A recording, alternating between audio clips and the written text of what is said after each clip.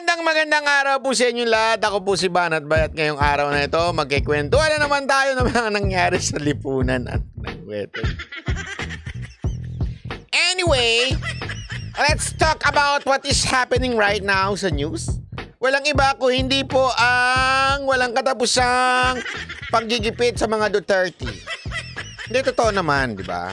Kitang-kita naman natin na patuloy na ginigipit ang Duterte dahil alam naman natin Duterte laang ang maaaring tumapat sa administrasyon ngayon. Kaya naman din as early as now, talagang matindi ang ginagawang hakbang ng mga maaaring makatapat ni Pangulong BP Sara. Ay, Pangulo na kaagad.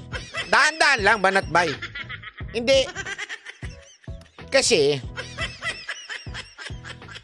bakit ko nasabi yan? Bibigyan ko kayo ng background, ha? Simpleng-simple lang. Alam nyo, nung isang araw, eto seryoso to, nung isang araw, di ba, nagsalita si VP Sara Duterte na sabi niya, siya po ay tatakbo sa susunod na eleksyon. Tama, mali. Alam nyo, hindi ko kagad pinick up yun. Kasi I know she is not really referring to any particular na posisyon.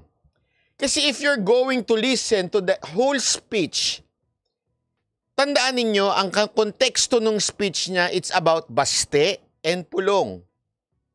And she was talking to the people of Davao. In other words, more or less, the context is local. Ano ibig sabihin nun? Nung nagsasalita siya doon, parang sinasabi niya na si Baste at saka si Pulong parang mayorship, parang gano'n ang dating. Kasi ganito yan. To give you a context, si Pulong, never po yan humawak ng Davao. Okay? I think ang pinakamataas na posisyon ni Pulong sa Davao is vice. I really don't know why, but we all know when the issue is Davao, it's still PRRD who decides kung sino yung gusto niyang humawak ng Davao. Siya pa rin yun. Malapit sa puso ni Pangulong Duterte yun. As a matter of fact, isa yan sa napag-usapan namin during the dinner. Actually, ang mas gusto niya nga, tumakbo na lang ng mayor ng Davao. More than anything else, nabanggit niya yun. Kasi nga, doon siya komportable. Parang sabi niya nga noon I don't have any plan sa national. Talagang gusto ko lang maalagaan ng husto yung Davao. Yun yung konteksto nun. Tapos, si Basti daw talaga, nabanggit to sa akin to kasi tinatanong ko yung mga kwentuhan namin. Si Basti daw talaga, hindi siya ganoon political. Kasi ang tinanong pa nga namin sa kanya, actually si Boss Dadang nagtanong. Boss, sabi niya, Mr. President, si Kitty ba merong leaning na maging politician someday? Si Kitty. Kasi diba, siyempre tinatanong ni Dada. Ang sagot, kagad nila, no. Lalong-lalo na si Ma'am Hanilet. Sabi niya, ayoko siya maging politiko, ayoko din siya mag-artista. Gusto niya negosyante daw si Kitty.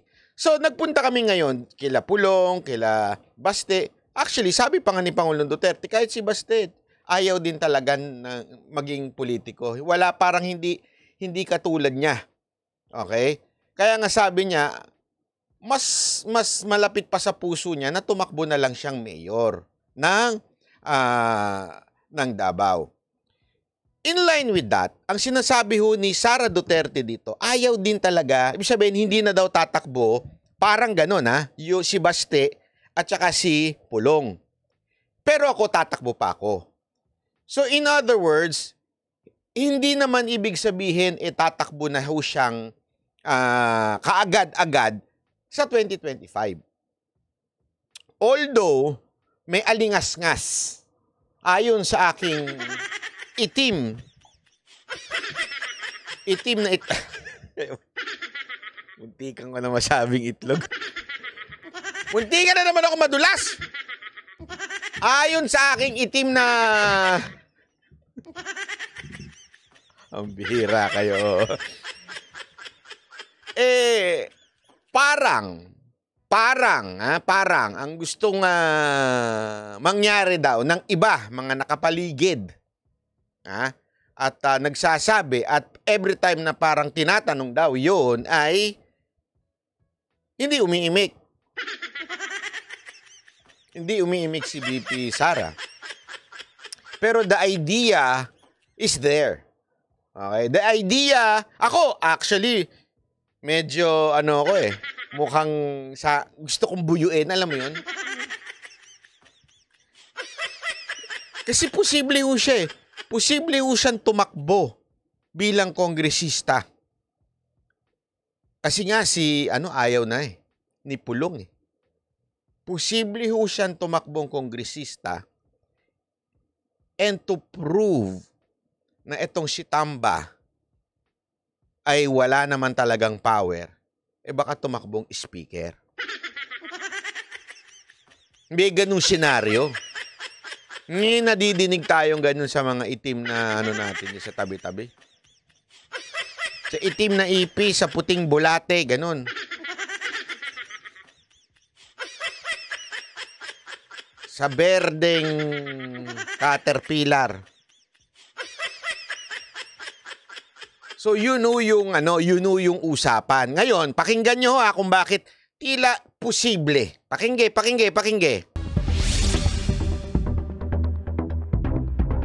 Isang palaisipan na naging pahayag ni Vice Presidente Sara Duterte nitong linggo. Sa isang pagpupuro ng mga barangay sa Davao City, sinabi ng Vice Presidente na tatakbo siya sa susunod na halalan.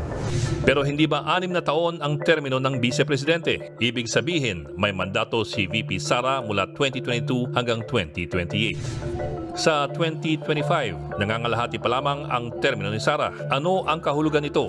Gayong matunog din ang pangalan niya sa pagkapangulo sa 2028. Kung sakaling ang tumakbo siya sa 2025, ito lamang ang mga pagpipilian niyang posisyon. Ipagpapalit ba niya ang pagkabise sa mga posisyon na ito? Sa ngayon, hindi yan malinaw. At isa pang tanong, kailangan ba niyang bumitaw bilang Vice Presidente para tumakbo sa 2025 midterm elections? Ang sabi ng Korte Suprema, ang mga appointed na opisyal ay considered resigned.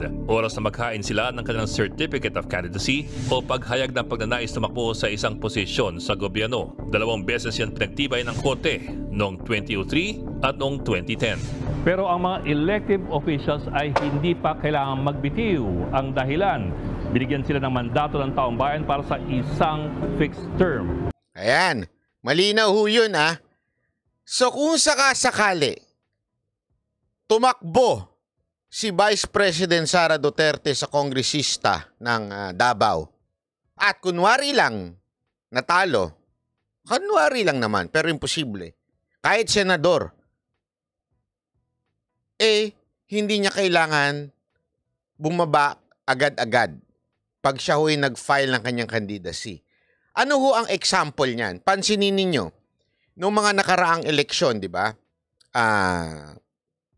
Nung panahon na tumakbo si Senator Grace Poe bilang senador, bilang presidente, nung sumabay siya kay Duterte. Natalo siya, di ba? Pero after niya matalo, since fix yung term na 6 years sa Senate, balik pa rin siya Senado. Nagegets ninyo? So, ibig sabihin lang, simpleng-simple. Tumakbo sa Vice President, tumakbo bilang kongresista o di kaya ay senador, matalo manalo, pwede siyang bumalik sa Vice President. Malinaw. So actually, kaya nga maraming gumagawa ng ganyang mga senador. Di ba? Yung may mga 6 years pa, tumatakbong presidente. Para bang, anyway, matalo man ako, babalik naman ako senador. May mga ganun. Di ba? O takbo siyang Vice President. Kasi matalo man ako, babalik pa rin ako senador. So, posible. Ngayon, ibig bang sabihin nun, paano ko nanalo? Mamimili siya ngayon. Yun ho yung sinasabing mamimili siya kung ano yung kanyang papapilan bilang kongresista o di kaya ay Vice President. Ganun ho yun, di ba? Kaya nga, maraming nagbubuyo at nagsasabing tumakbo kang kongresista para tapatan si Tambo. Kasi sumasagad na ito si Tambo. Sobra-sobra na yung pagiging controlling, ika nga. Di ba? Kita naman natin. So, ang tanong natin dito talaga ay napaka-importante. Isang matinding tanong dito. Pag ito ba, kung sakasakali tumakbong bilang kongresista, sino kaya ang susuportahan na magiging next speaker ng mga kongresista? Kasi tandaan ninyo, this will be historical. Etong gagawin niya just in case. Just in case lang naman. Bakit to? Ang taas na ng posisyon ng Vice President. Bababa ka bilang kongresista. Di ba ho? Isipin nyo na mabuti yan. Pero, ang lakas ng impact nun. Sobrang lakas ng impact nun. Kaya ako sa totoo lang, gusto ko, para tapatan niya, si Romualdez. Dahil feeling ko, etong si Romualdez, talagang ano na ito, sakim na hika nga, sakim na sa kapangyarihan, parang nalulung na. Alam mo yung nalulung? Ang hirap ng umalis. Sino ba dito yung mga nalulung na? Wala kasi akong ganyan. Hindi ko alam yung mga nalulung eh. Sure shot naman. Ako sa tingin ko sure shot naman na mananalong congresswoman si VP Sara Duterte sa Davao. 100% yun. Baka wala pa lumaban dun. Di ba? Sabi naman itong isa, personalan na kung sakaling a desperate move for VP Sara. No, I don't think so. Maybe that's how you look at it because you're not in favor of Sara Duterte. Pero sa akin, if sa iyo, desperation yun, sa akin, saving yun. Saving us from these greedy politicians in Congress. Nagigets nyo? If manalo on any position, Sir Baron, malinaw na si Robin Padilla ang Vice President. Bakit? Hindi. On that part, hindi ako sigurado. Pero alam ko, hindi naman automatic na kung sino yung nag-number 1, siya ang magiging Vice President. Sa part na yan, hindi ako sure. Hindi ako sure. That we need to confirm. Ayoko magmagaling dyan. Pero alam ko, hindi eh. Hindi ako sure dyan. Hindi ako. Kasi kaya nga ano ito eh. This is very historical kung sakasakali. Pag ginawa to ni VP Sara, she's making a statement na hindi ako ganid sa kapangyarihan. Kasi isipin mo, sinong Vice President? Ikaw na yung next in line eh. Di ba? Sinong Vice President ang BBTU para maging congressman lang? Kasi remember, hindi pa naman sure shot yun eh. Na pag congressman ka, speaker ka na kaagad. Hindi sure shot yun. Pero matindi ho yun. Matinding statement ho yun. Di ba? Paano kung pipiliin ni PBBM si Tamba? Hindi ako sure dyan eh. Ang alam ko po, Senate President. Kasi yun na magkasunod eh. President, Vice, Senate President, at saka House Speaker. Hindi ako sure kung, di kung piliin niyang Vice President, okay lang. Hindi, alam niyo kung bakit okay lang? Sa totoo lang, ang Vice President naman less ang power. Kita niyo naman sa nangyayari ngayon eh, di ba? Ang talagang power nasa Speaker of the House. Kasi remember, sa Pilipinas, money is power. Yan ang katotohanan na nakakainis pero kailangan nating tanggapin. Money is power sa Pilipinas. Sino ho ba ang may pera? Walang iba kung hindi yung nag-a-approve. Malaking say na nag-a-approve. Ano ho yan? Kung House of Representatives. Sabi ni Madam Annalyn Jamelano, ang kay VP Sara ay kanan ng mga kanan ng mga taong bayan na mahalaga sa kanya. Kapakanan! Madam, nasobran yung ano mo dyan, crab!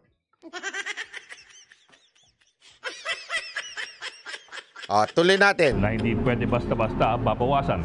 Sa makatwid, wala pang mawawala kay VP Sara kung tatakbo lamang siya sa 2025 midterm elections. Halimbawa, para sa pagka-alkalde ng Davao o sa pagka-senador. Pero oras na manalo siya, yun ang hindi rin malinaw. Pwede ba siyang mamili kung ano ang mas gusto niya? Ang lumang halal na posisyon o ang bagong halal na posisyon? Yan ang hindi pa nasusubukan. Seryoso kaya si VP Sara sa sinabi niya. Hindi kasi naiiba ang tono ng mag-amang sina VP Sara at dating Pangulong Rodrigo Duterte. Taong 2014, inanunsyo pa ulit-ulit ni Noy Davao City Mayor Rodrigo Duterte na ayaw niyang tumakbo sa anumang national post, partikular sa pagkapangulo.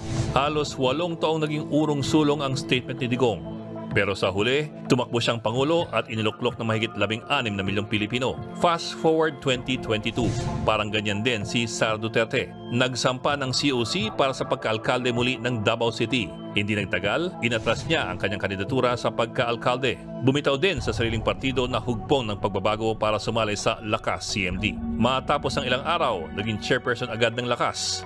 Tapos, bumalik muli sa hugpong. At sa huli, bumitaw sa kampanya ng pagka-alkalde para tumakbo sa pagka-vice-presidente. Kaya't kung merong isang bagay na sigurado sa mag-amang Duterte, ito po'y walang kasigurahan pagdating sa kanilang politika.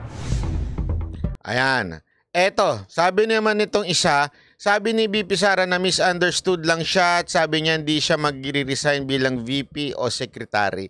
Eto lang kasi, alam nyo, with all sa lahat, sa dami ng mga nakakausap ko, na hindi katulad ni Bagong Lipunan, yung mga nakakausap doon, daga, ipis, tae, kalabaw, kabayo.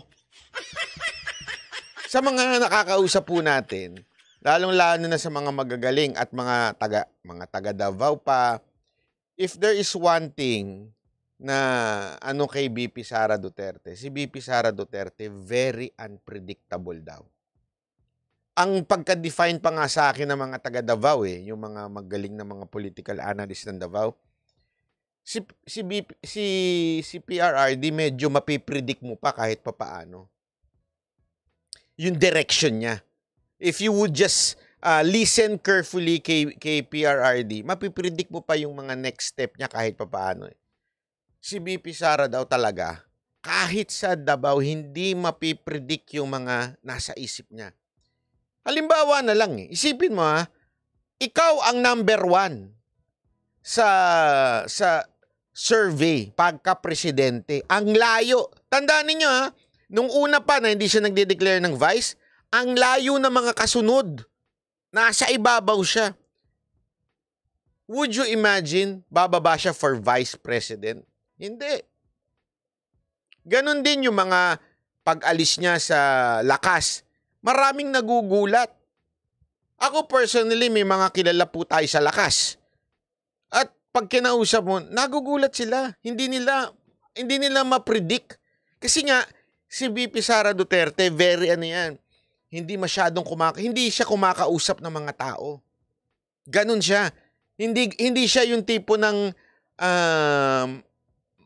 katulad ng father niya kasi. Si Pangulong Duterte kasi, talaga naman meron siya mga kinakausap. Meron siya mga circle of friends, circle of people na nabibigyan niya ng mga saloobin niya. Si VP Sara daw bibihira. Kaya hindi totoo. Kaya nga, talk shit lahat ng sinasabi ni Thinking Pinoy na nakakausap niya.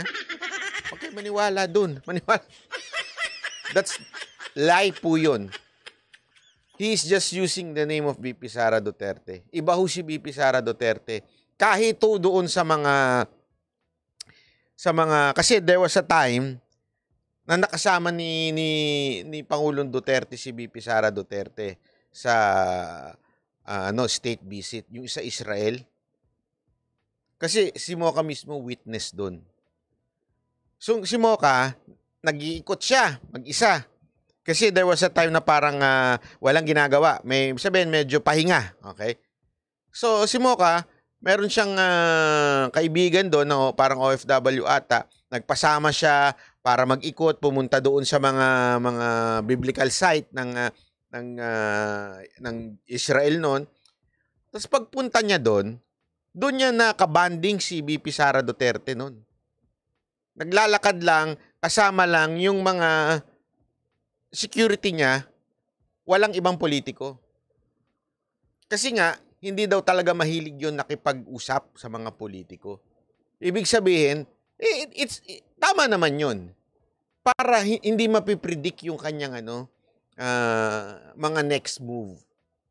Kaya nga pag tuwan-tuwa si Mocha doon kasi nakabanding niya, tawanan sila, kumain sila, kwentuhan sila. Kasi alam naman niya hindi kahit ever si Mocha naging hindi ho siya naging politiko. Alam mo yung pag nakausap niyo po kasi si Mocha, hindi naman siya yung tipo ng politiko, hindi. Tumatakbo siya pero hindi ibig sabihin politiko siya. Kaya nga po nagkaroon, 'di ba, kung maaalala ninyo, there was a time when kami ni Mocha, we campaign during 2020. Basta, sorry, not campaign. Nagpasalamat si VP Sara Duterte sa mga taga Hong Kong. Kung nandito kayo nun, kung kayo, mga naka-Hong Kong, nakapanood kayo kay VP Sara nun, nagulat po kami. Kasi in-endorse niya si Mocha na Senate. Honestly, everybody was shocked. Bakit? Even kami, di namin alam eh. Although, meron ng usap-usapan nun na gusto siyang patakbuhin si Mocha noong 2019. Okay? Nagpunta kaming Hong Kong ng 2018 or 17, I think. I'm not sure kung 17 or 18. Para magpasalamat ang mga Duterte sa mga taga Hong Kong. And kami mismo ang pinadala doon, kasama din si VP Sara Duterte doon. At may alingas-ngas na. At may mga nagsasabi ng gustong patakbuhin si Mocha. Wala akong nagsabi, ha? Hindi namin kinausap. Si VP Sara, VP, ano mo naman, endorse mo naman si Mocha. Tatakbo siyang senador. Walang ganon. Nagulat na lang kami, in-endorse niya on the spot si Mocha nun. Ganon siya ka-unpredictable. Yung pag gusto niya yung tao. Pero pag ayaw niya, ay, sorry ka. Ganon. So, anong punto ko dito? Simple lang. Si VP Sara ho ay kakaiba. Kakaibang nilalang. Maniwala ho kayo sa hindi. Kaya nga nakakatuwa eh. Kasi itong statement na to, kaya hindi ko kagad diniscuss kahapon, isang araw. Kahapon yun. Hindi ko kagad diniscuss kasi alam ko masusunog ako eh.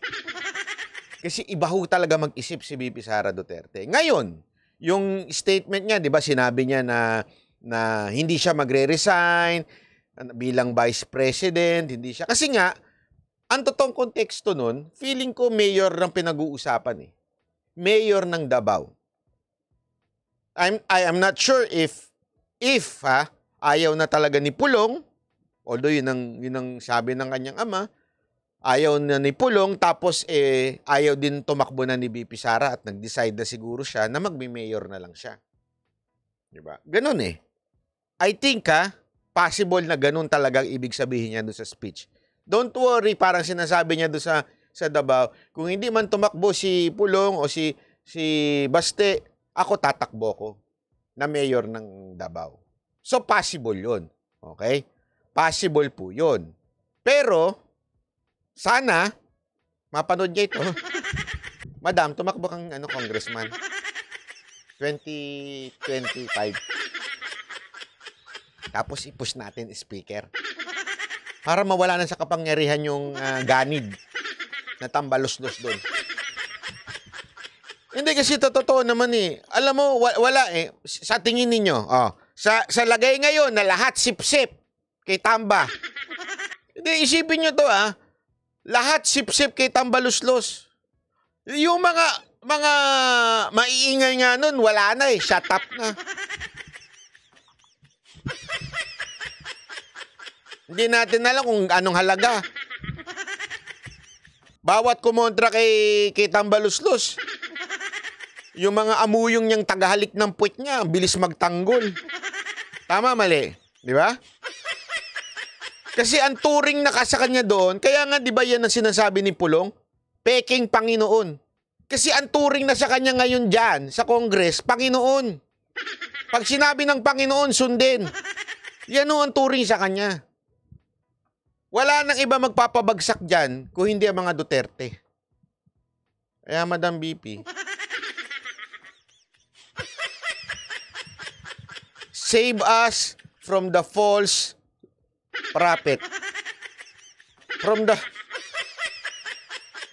Save us from the false Panginoon dyan. Banat by wag. Pag di siya naging speaker, magiging stagnant lang siya doon. Naku po. Ako? Hatingin ko. Yan? Malaking posibilidad yan. Kasi, eto ha. Eto lang ang dynamics para lang maintindihan ninyo. Feeling ko naman, meron pa namang unity. Si Marcos at si BP Sara. Meron lang talagang mga nakapaligid na ayaw kay BP Sara Duterte. Nagkataon lang makapangyarihan yun masyado. Pero, kasi matagal ng usap-usapan yan. Ayoko na lang magbanggit ng pangalan dito, pero matagal ng usap-usapan yan. Alam na ng tao kung sino yun. Alam na ng tao kung anong kakayanan nun. Pero in terms of BP Sara and Marcos, I think they're still united.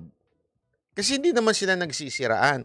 As a matter of fact, minsan nga, medyo sumusunod pa yung statement ni Marcos sa mga binibitawan ni BP Sara. Honestly, ako, I'm not for Uniteam. I don't like Uniteam. Di ba? Pero kitang-kita ko pa rin, hindi pa rin sila bumibitaw sa isa't isa. Di ba? Yun ang akin. Although, yung mga nakapaligid, hindi na ganun. Oh. So, ito ha. Kasi tinanong din sa kanya yan meron pa bang Uniteam? Makahulugan ang sagot ni Vice President Sara Duterte nang tanungin siya kung buo pa ba ang Uniteam.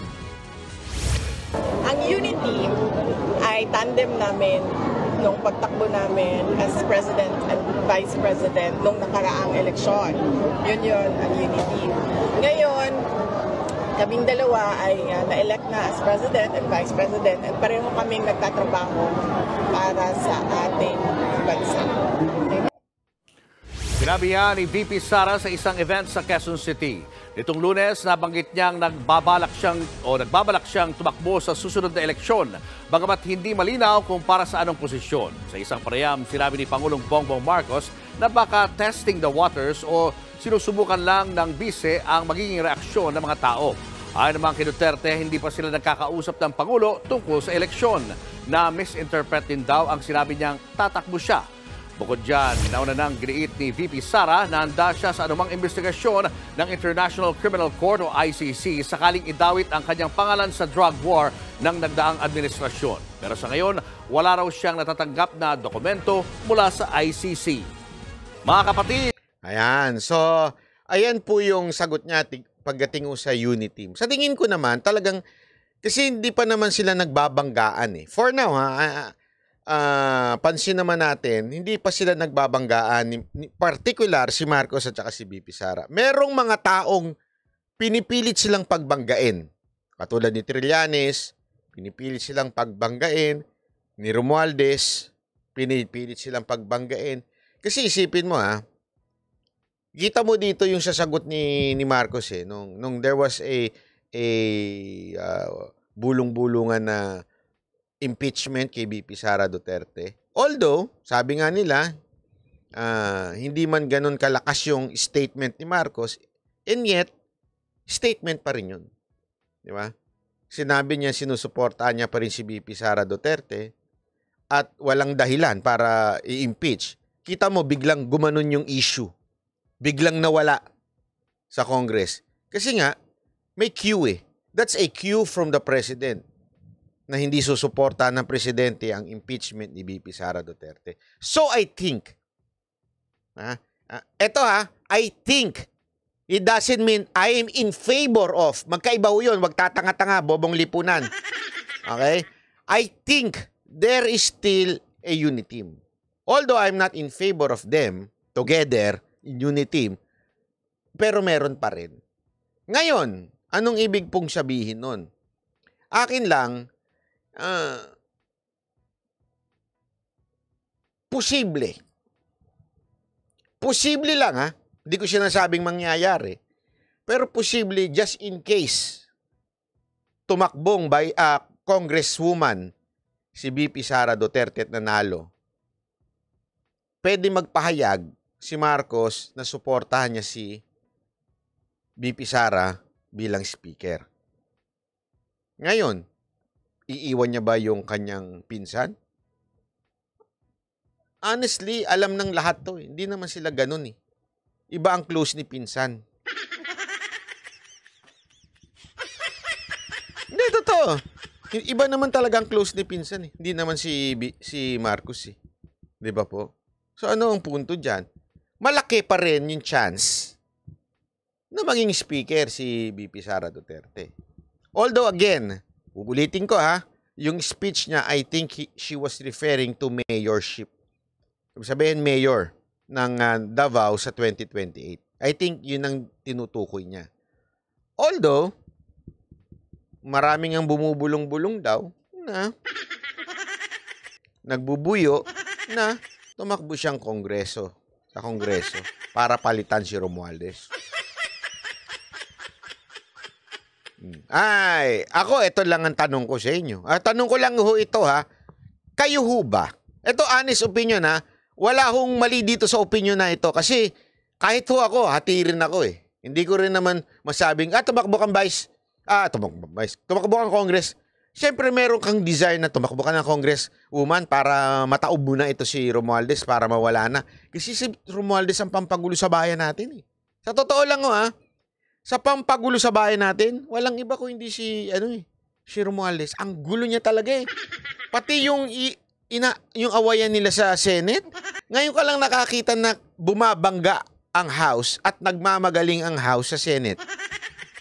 Pansinin nyo. You think so, Banat ba? I remind you that blood is thicker than water, but I think the blood of Marcos is already tainted.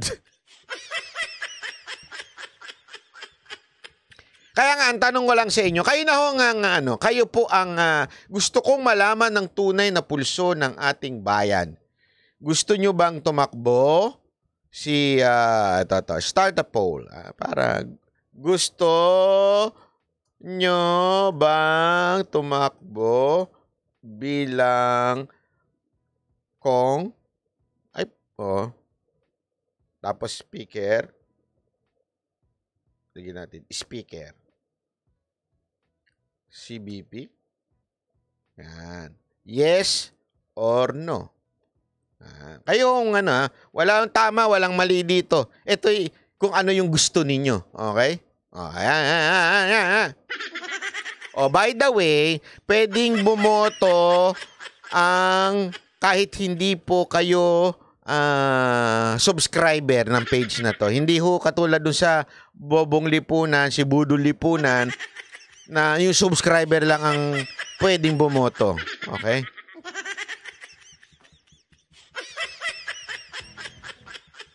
Kayo na po kayo, ito inyong inyong desisyon ha. Hindi pala desisyon. Inyong opinion ha.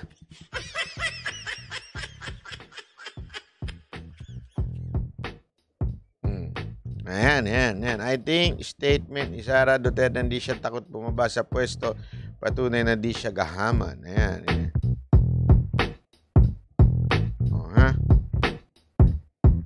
Gusto namin presidente si VP Sara. The answer is both. Sandali. We are talking about 2025, Madam Liza. Sa 2025, wala pang presidente doon. Linawin lang mo natin, ha? Linawin natin. Baka naguluhan lang si Madam. Subscriber natin yan. Okay? So, wala pang presidente sa 2025. Okay? So, kung sakali lang, tumakbong kongresista, pwede pa naman siyang tumakbong presidente ng 2028. Actually, mas malaki pa nga ang chance niya lalo pag na-maneuver niya to, tapos biglang naging speaker siya. Maniwala kayo sa akin. Kakaiba yun.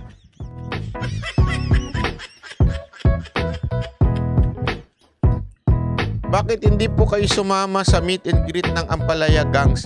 Ang gulo-gulo ni ano ni pangalan nito ni Melo Yap Hindi, joke lang. Umaga kasi yun Kayo naman. Sabi ko sa hapon pwede ko, sa gabi. Wala busy yan na rin Banat, magkamukha si Dada at si wag ganun.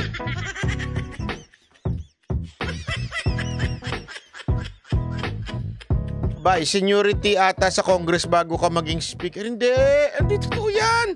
Sino sabi sa'yo? Hindi totoo yan. Bakit? Si Velasco ba senior na yun? Matanda na ba yun? O mataga? Hindi naman si Velasco Hindi. Walang ganun dun. Basta ano yan, kung sino iboto ng mga kongresista.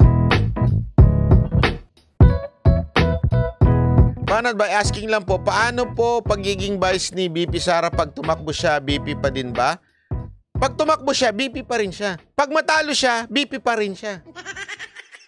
Nagigets nyo? Pero pag nanalo siyang kongresista, eto nga kaya nga alam mo, maraming nagtutulak Hindi ko sinasabing gusto ni BP Sara to Maraming nagtutulak kasi nga, ang nakikita nila, matalo manalo, vice president pa rin siya.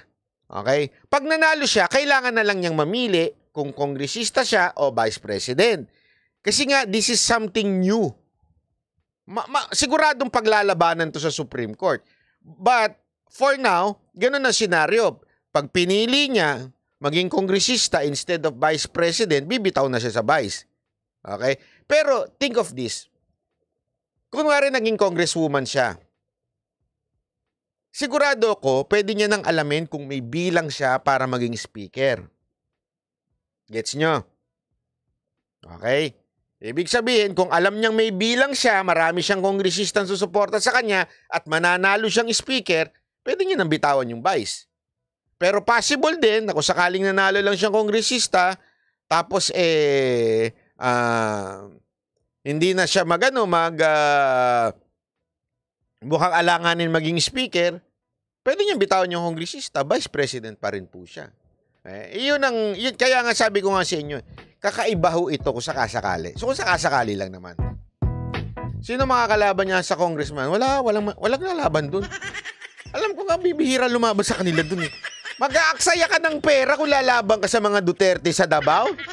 Mag-aaksaya ka ng pera. Diba? Mag-aaksaya, hindi ka lang pera mag-aaksaya, pati oras. Diba? Sigurado yun. Senate President ba pwedeng pumalit kay BP? Yan ang hindi ko pa sure.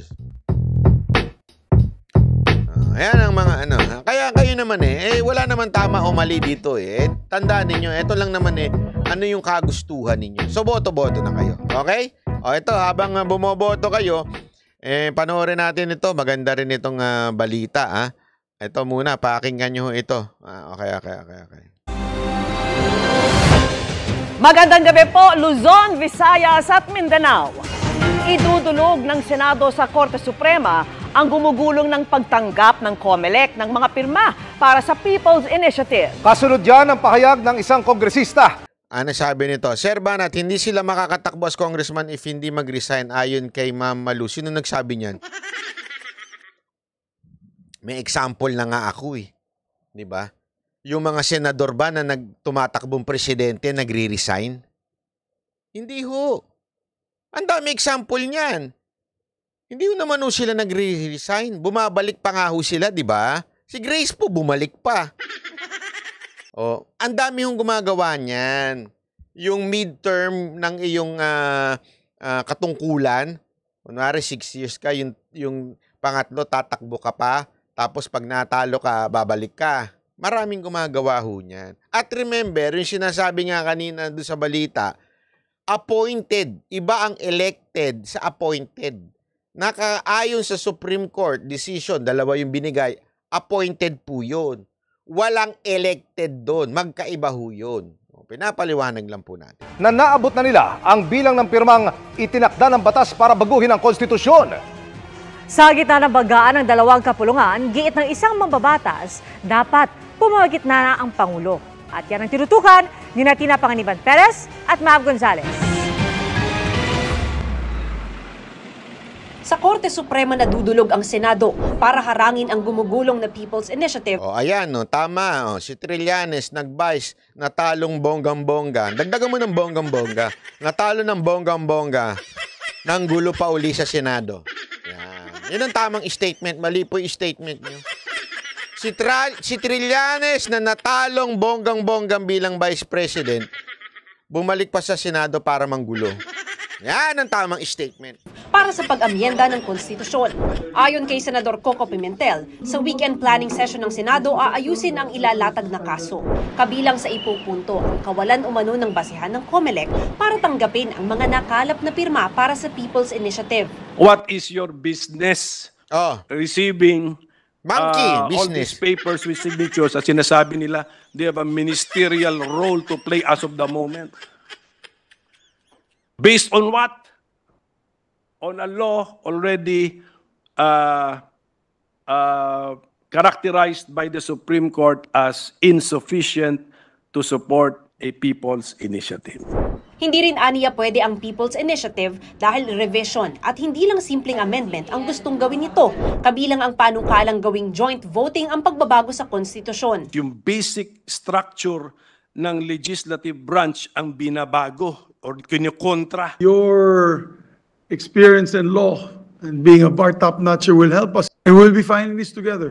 Suspendido na rin ang pagdinig ng Senado sa resolution of both Houses 6 o RBH 6 na layong amyendahan ang economic provisions ng konstitusyon dahil tuloy pa rin naman daw ang People's Initiative. Alam mo, grabe itong ginagawa ng Congress. Sobra talaga eh. Actually, may punto dito eh. May punto si Pimentel dito eh. 'Di ba? Ang daming batas na alanganin dyan sa PI. Malabo. Ngayon, pinagpipilitan pa rin po talaga nila. Kaya nga ako nagtataka kasi alam ko, akala ko ba nagsalita na ang presidente? Mr. President, bastos pala itong pinsan nyo eh.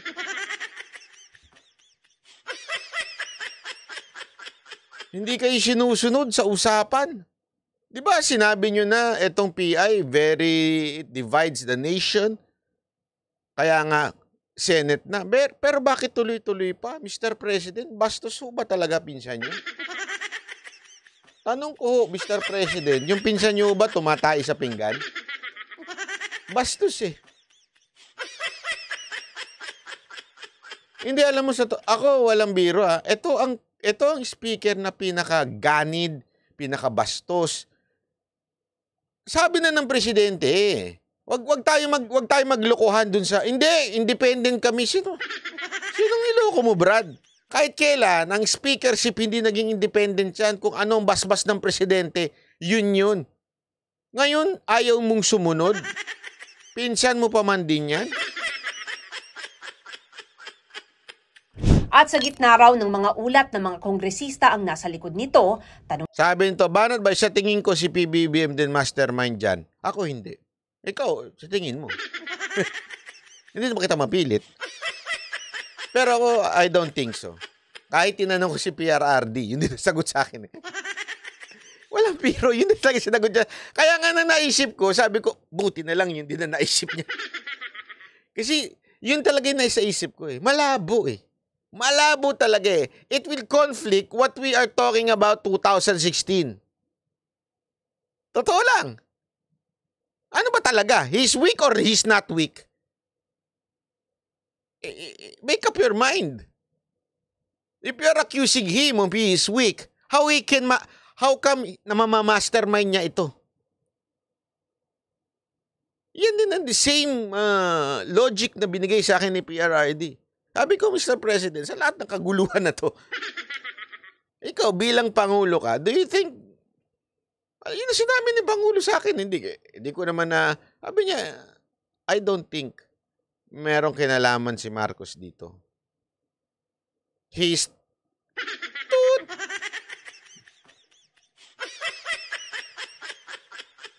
nila. Bakit dalawang paraan ng charter change ang pinapagulong? Habang hindi sinasangtabi itong People's Initiative. Talagang ang mga nasa likod nito ay mga politiko talaga. Tingin ng isa pang senador, dapat pumagitna na ang Pangulo sa issue. Napakahalaga ang sentimento ng ating Pangulo dito. Alam mo, I like this. I like yung sinabi niya. Kasi mapipressure ang presidente dito eh. Mr. President, once and for all, can you declare? Can you please declare to the public, verbally, not just in writings, in video, verbally, stop. In the name of love, people break my heart. Hindi totoo, di ba? Maging ano kayo, Mr. President, maging presidente kayo. Say it. Stop this people initiative. It divides the nation.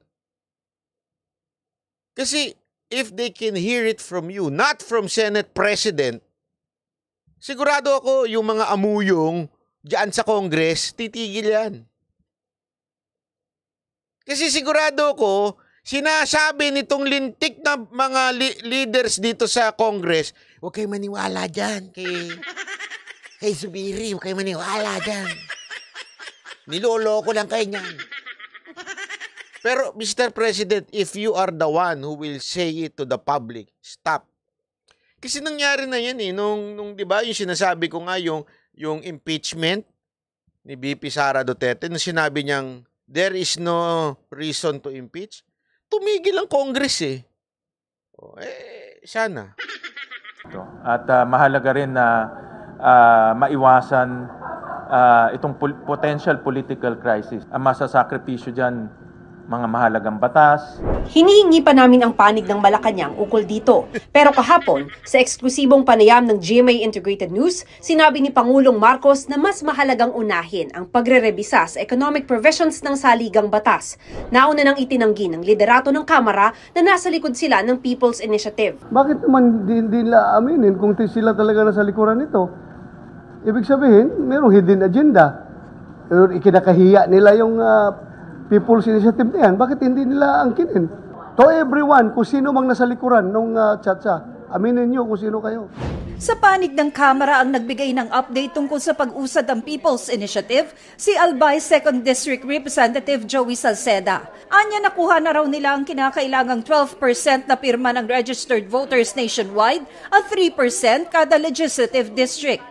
We have already reached the mandate of the people. Hindi. Sabi nito, Sir Banat Bay, kung napanood mo yung programa ni Harry Roque na nasabi niya dapat tanggalin ni PBBM si Tamba kasi pampagulo. Alam mo, hindi ko napanood yan ha, pero yun din ang basa ko eh. Itong bayan na ito, kasi alam nyo, tandaan ninyo, magalit na kayo sa akin, pero bahala kayo sa buhay nyo. Okay? It's your decision. I believe in submitting to the authority, for there's no authority that is not allowed by God. Ako yun. I will stand on it. Okay? I will stand on it na ito si Marcos nilagay. So, respetuhin.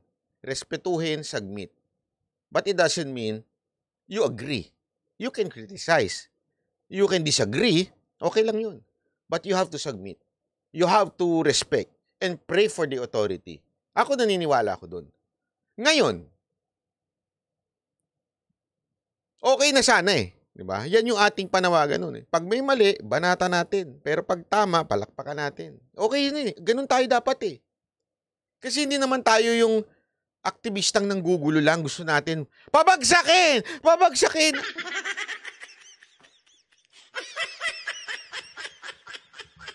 Pasensya na, hindi po ako rebelde. Hindi, kung may rebellious spirit kayo, you may leave this channel. Hindi po gano'n na maririnig nyo sa akin. I support, but I will criticize if it is needed. Tandaan nyo yan. Pag mali, ay babanatan natin ng bonggang-bongga. Tandaan nyo yan. Okay? Kaya nga ngayon, sa tingin ko, ang mali talaga ngayon sa nangyayari na to, walang iba kung hindi ito si Romualdez. Talagang dapat matanggal yan sa posisyon. Kasi ang gulo isipin nyo to ang daming problema ng Pilipinas. Ang dami-dami nating pinagdadaan ng problema from the traffic, gutom, inflation. Ang dami natin. Ito ngang meron na namang pambubuli na nitong mga inchik na ito eh. Diba? Binubuli na naman yung mga mangingisda natin eh. Yan ang dapat ang focus ng bayan natin eh. Yan ang focus ng kongresista, ng Senate. Ano nangyayari, anak ng tutsa? Ang focus, etong hayop na PI na ito, gustong baguhin ng konstitusyon. Alam mo, ako, 100% ako eh. 100% ako sa pagbabago ng konstitusyon. Pero sa tamang tao at tamang mga kongresista, hindi yung ganyan. Binababoy nyo eh. Pasensya na ha. Sabi ko nga sa inyo, matagal na ako eh. Matagal na akong advocate ng gusto ko magkaroon tayo ng federalism o yung parliamentary form of government. Matagal ko nang gusto yan. But again, ngayon, yung pinakikitang ganid nitong House Speaker natin, hindi siya ang tamang tao para itulak ang pagbabago ng konstitusyon. Who will believe this person? Honestly, sinong maniniwala sa tao na ito? Kayo humusga. Diba? Yun lang sa akin. Wag ho tayong, kasi yung iba dyan, pasensya na ha, wala akong pinatatamaan dito. Yung iba kasi sa atin, turo ng turo sa mali. Kasalanan nito. Sandali. Bakit kaagad naging kasalanan? I-pinpoint natin. Ano ba yung polisiha na sinasabi mong kasalanan at bakit?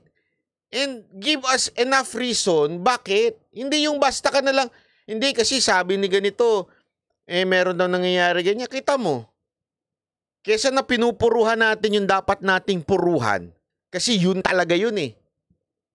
Kung saan, no? Kasalanan ni ganito, kasalanan.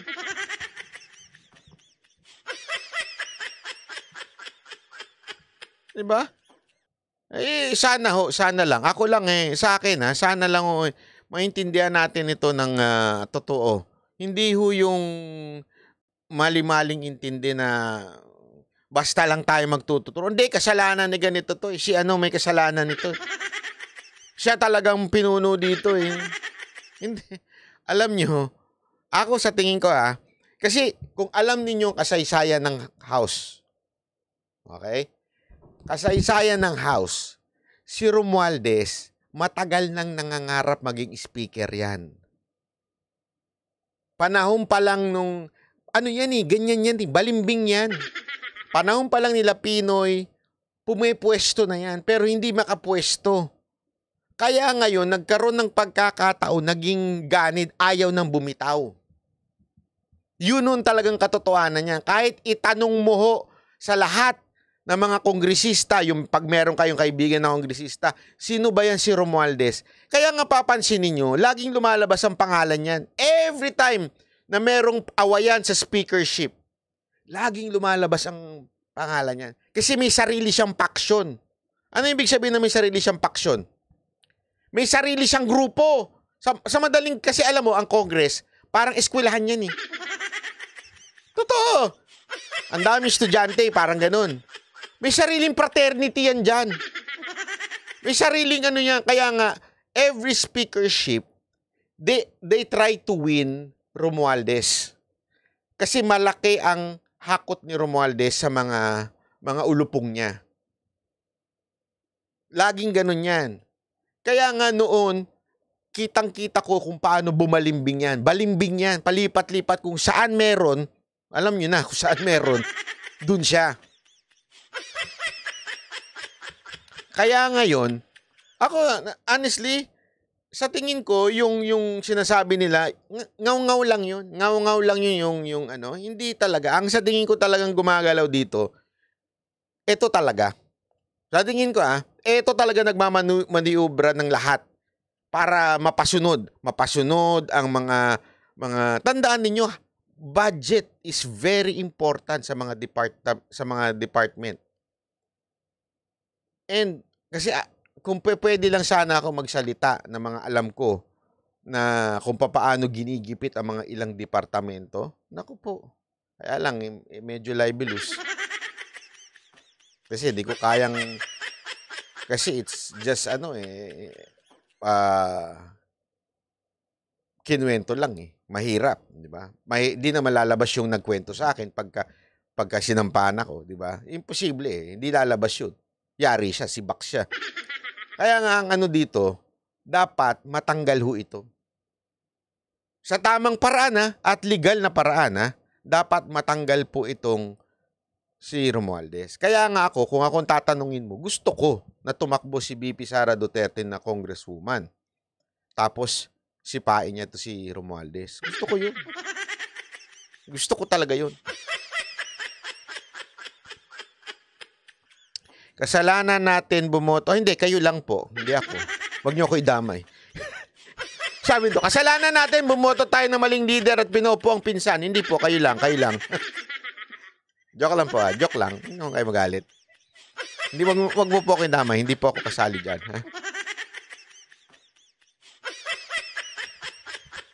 Sinabi ko na kasi sa inyo yan, di ba? Ayaw ka nang paulit-ulitin yun na nabudol tayo. Nabudol kayo pala, hindi ako.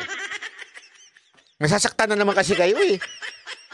Kaya alam mo, eto kaya ayokong pumupunta dyan kasi maraming nasasaktan. Totoo naman eh. Alam mo naman, masakit talagang tanggapin na tatanga-tanga tayo minsan. Kayo pala. Ay, sorry.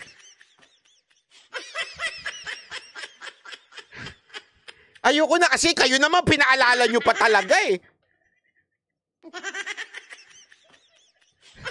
Sorry naman. Hindi ko naman kayo kinukundina.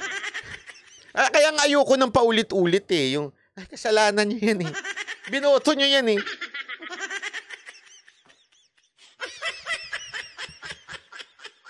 Ang gulo ng politics dyan sa Pilipinas, sinabi mo.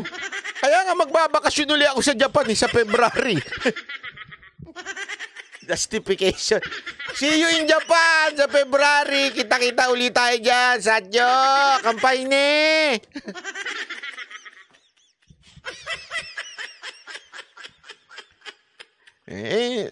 Nakinig sana kayo. Yun, sana. Hindi kasi kaya para mag-chill lang. Alam mo, mag-chill. Hindi nga bye, see you. Hindi ko sasabihin. Hindi, punta lang ako ng mga 5 araw. Birthday nung kaibigan kong Sacho.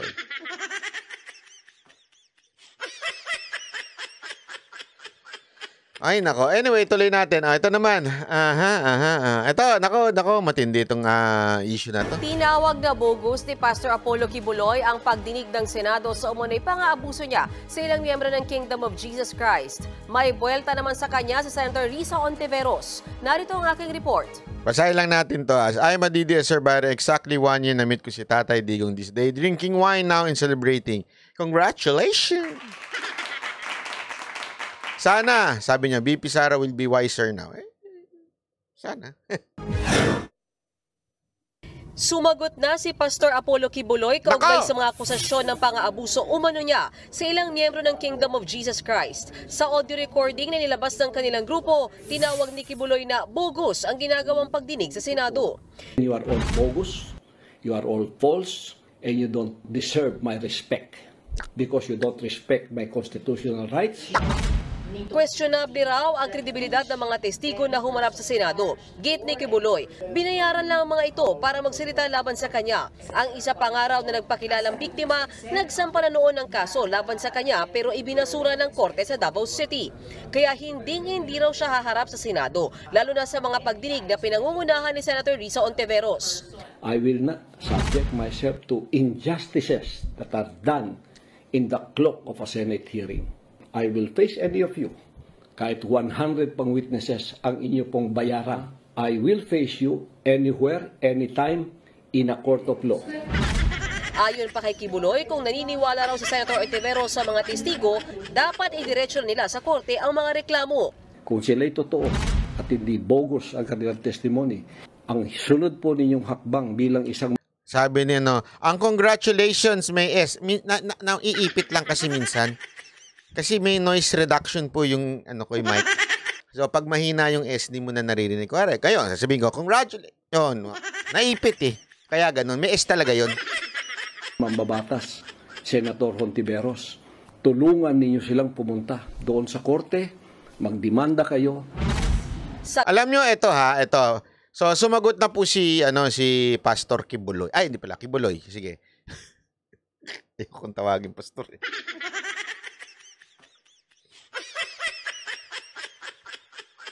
Ako, personally, gusto ko sana siyang umattend ng Senate. Pero meron siyang, siguro, sa tingin ko, nakapagtanong to sa mga abogado. Siguro naman maraming abogado ito.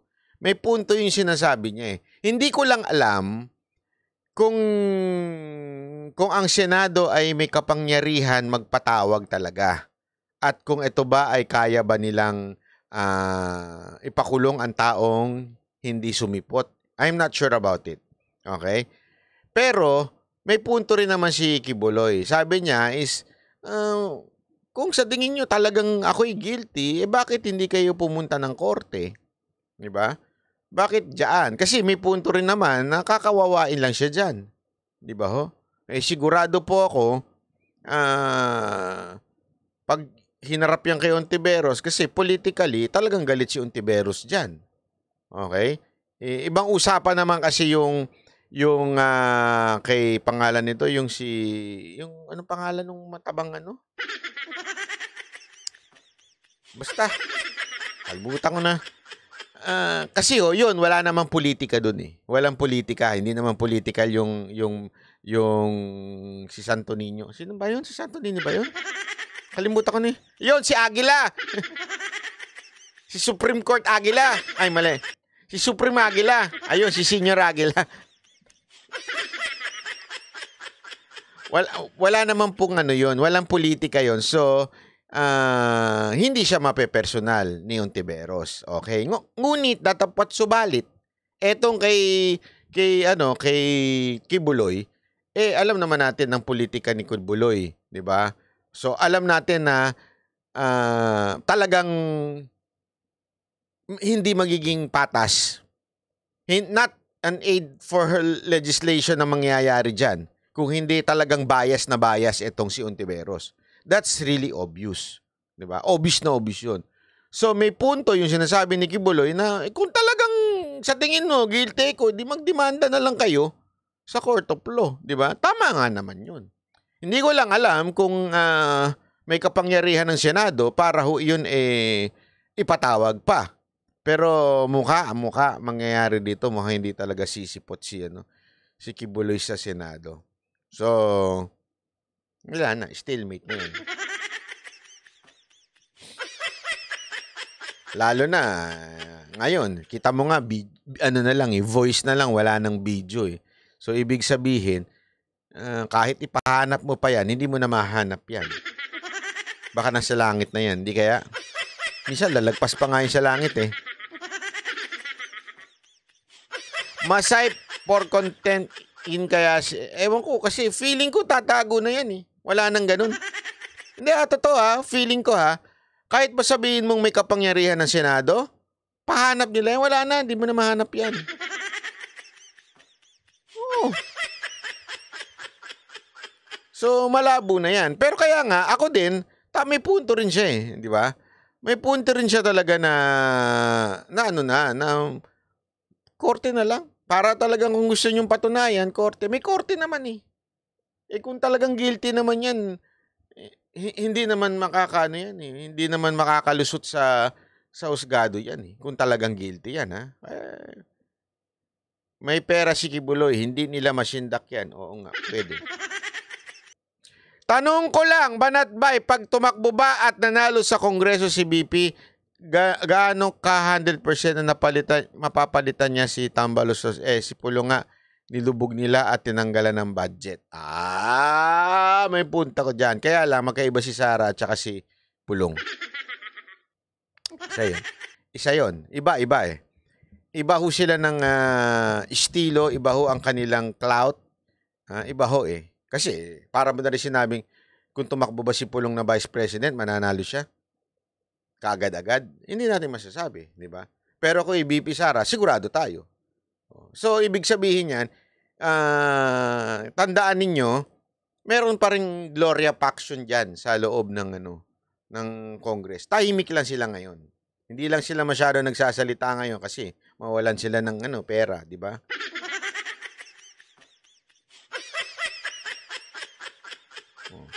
Tama, sa korte na lang, sabi nila pagdating kay Kibuloy. Tama, pwede rin naman. Okay din naman yun. Mga kapatid, mga kaibigan, ihiwalay natin yung ihiwalay natin yung religion sa usapin. This is not a issue of religion. This is issue of meron bang ginawang kasalanan si Kibuloy o wala. Kasi kung sa religion, I'm really not sold kay Kibuloy, definitely. I think he is a false prophet. Honestly, Pero let's not talk about it. It's not about his religion or his belief. It's about siya ba hubay may ginawang kasalanan o wala. That would only determine by the court. Okay? Wag daw sa Senado. May punto naman doon sa tingin ko. Okay? Eto, may konting good news lang. Ewan ko lang Ito isang good news, pero may ganun. Ito yun, panoorin nyo. Pinalawig ni Pangulong Bongbong Marcos ang deadline ng PUV consolidation hanggang sa katapusan ng Abril. Pero ang mga jeepney driver at operator gusto pa ring tuluyang ipabasura ang PUV modernization program. Nasa frontline na balitang yan, Marian Enriquez. Pagkatapos ng kaliwat ka ng protesta at tigil pasada para ipanawagang suspendihin ang January 31 deadline ng consolidation o pagsali ng mga jeepney driver at operators sa mga kooperatiba bilang bahagi ng PUV modernization program, sa wakas, pinakinggan na sila ng Malacanang. Pinalawig ng 3 buwan ang consolidation. Ayon sa Presidential Communications Office, inaprubahan ni Pangulong Bongbong Marcos ang rekomendasyon ni Transportation Secretary Jaime Bautista na i-extend ang consolidation hanggang April 30. Sabi nitong isa, ito kasi yung laging si babaeng ahas ang mastermind. Di ba siya ang presidente? I understand kung saan nanggagaling yung mga ganyang kwento, mga ganyang komento. I understand. Kaya lang kasi, why am I not tackling it? I'm not discussing it. You know why? Kasi I cannot prove it. As simple as that. Okay? Ayoko mag-prove ng something na I cannot. Ayoko mag-prove. Ayoko magkwento, magkomento ng ganyan na hindi ko naman kayang patunayan. Naiintindihan nyo? I'm not saying it's not true, Kaya lang, hindi ko na lang siya sinasakyan kasi ayokong maging, hindi, kasalanan lahat to ni Ma'am Shi. Kasalanan lahat to. Ako, honestly, may part of me naniniwala ako dun. Kaya lang, hindi ko ma-discuss kasi gusto ko, every time magdi-discuss ako, meron akong ebidensyang pinipresenta sa inyo. Nagigets ninyo? Ayoko yung, hindi, it's an easy way out Lahat ng gulo sa Pilipinas, kasalanan ni Ma'am Shi. Ganon. Bakit? Sabi ni Puting Ahas.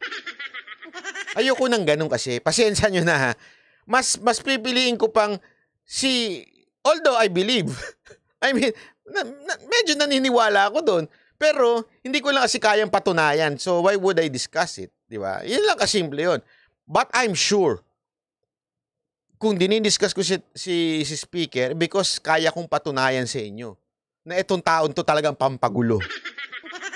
Diba? Ayaw mo ng testimonial evidence? Wala nga tao ahas nga Ang hirap nun. Anong testimonial evidence mo? Galing sa ahas. Ahas pa rin yun. Tuloy. Pagkakataon daw ito para makapag-consolidate ang mga hindi umabot sa cut-off. Nagbunyi naman sa harap ng kamera ang mga... Gusto kong, extended daw. Okay? Extended ng hanggang April. Ano ba ngayon? So, 3 months. January, February, March. Tama. 3 months. Alam nyo, ito lang palakpakan natin. Salamat, DOTR. Salamat. President Marcos for extending isang malaking Bat! Pumapalo pa. Bat! Bat! Kayo namang mga jeepney organizer, binigyan na kayo ng extension, ha? Nakailang extension na kayo? Huli na to, ha? Huli na to! Parang awa, huli na to. Ang dami nyo ng extension. Kaya nga ididiin ko to eh. Salamat, DOTR. Salamat, Mr. Marcos. Pero, bat? Ikaw yung pasigaw na sigaw dyan. 3 buwan ha, extended. Pag hindi nyo pa na ayos yan, tamad na kayo talaga. Gumawa na kayo ng paraan. Alam nyo, eto ha, hindi ako nagmamaliit na mga jeepney driver dito ha. Understand what I'm saying. Hindi na safe yung mga ginagamit nyo. Alam nyo ba kung saan galing yung mga makinang ginagamit ninyo? Surplus na yan eh. Hindi na nga brand yan. Itinapo na nga ng ibang bansa, pinulot natin, binuo natin. Sasabihin natin, kasi wala tayong pera eh. So, ibig bang sabihin nun, we will compromise the safety of the people? Anak ng tutsang kalabaw to. Isipin nyo na mabuti to ha. Isipin nyo, isaksak nyo sa mga kukote ninyo. Requirement sa bawat kotse ay may seatbelt. Tama mali. Batas yan ha. Batas yan. Mag-seatbelt ka. Anak ng puta, doon sa jeep walang seatbelt. Ano to? Anong klaseng batas yan? Namimili? What do I mean? Simpleng-simple lang mga kapatid, mga kaibigan. Kung delikado, ang nasa kotseng walang seatbelt, sa jeep safe? Ano to, gago lang? Isipin nyo na mabuti yun, ha? Wag tayong maglabanan ng poor, mayaman. Hindi ganun to. Eto hoy, para sa katotohanan. Alam nating hindi safe. Alam nyo ba kung bakit binobomba yun? Ginaganon? Oh, nakita tuloy yung maputi kong legs. Alam ko yan kasi sumasakay ako ng jeep. Elementary hanggang high school, sumasakay ako ng jeep, sumasabit ako. Favorite ko yung nakasabit, yung nakaganon na yung ulo ko. Ini-imagine ko nga pag pumreno yun, o kaya bumangga, tanggal ang ulo ko eh. Nakaganon talaga ako. Alam nyo kung paano sila pumreno? Gumaganon-ganon, binobomba. Alam nyo ba't binobomba yun? Hindi kasi kakapit. Saka nakakitang ganon yung safety natin sa Pilipinas. We don't, wala tayong tawag dito, wala tayong sense of para sa safety ng mga kababayan natin. Eh, yun na nga lang, dikit-dikit dito eh. Alam nyo ba nakagilid yung jeep? Nakaganyan? Hindi siya gustong manansing. Baka akala nyo gusto niya manansing, ha? Hindi ho kaya nakagilid dyan kasi sa sobrang sikip. Sinagad, ganyan na yun eh. Hindi siya pwede, kaya nga gumigilid siya para mas mamaneho niya na maayos. Kasi pagka sumikip, ganyan, tataba pa minsan. So, ganyan na talaga yun. So, in other words, wala talagang safety features ang mga jeep. Not only dun sa driver, lalong-lalo na sa mga pasahero. Mantakin mo yung nasa likod, walang seatbelt, lahat yun. Pag bumanggayo, wasak ang mga mukha nun.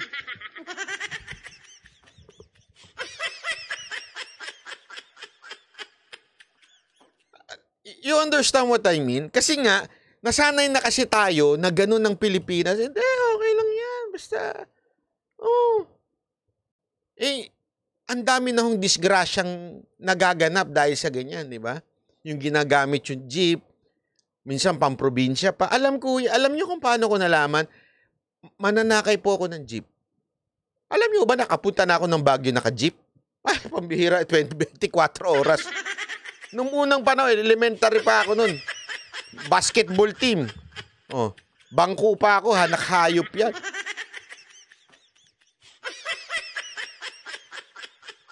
Nagpakahirap ako, binangko naman ako ng kapatid ko. Kapatid ko yung coach. Loko-loko rin, binangko ako. Yung team namin, lumaban sa basketball sa Baguio. Team ng Baguio, tuwan-tuwa pa ako. Yes, makakapunta kami Baguio. Pagsakay namin, ba't tayo naka-jeep? Jeep!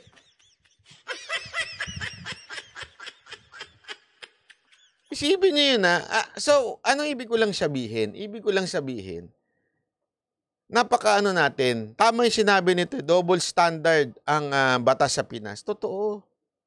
If you're really concerned sa buhay ng tao, hindi dapat natin pinapayagan ng ganyan.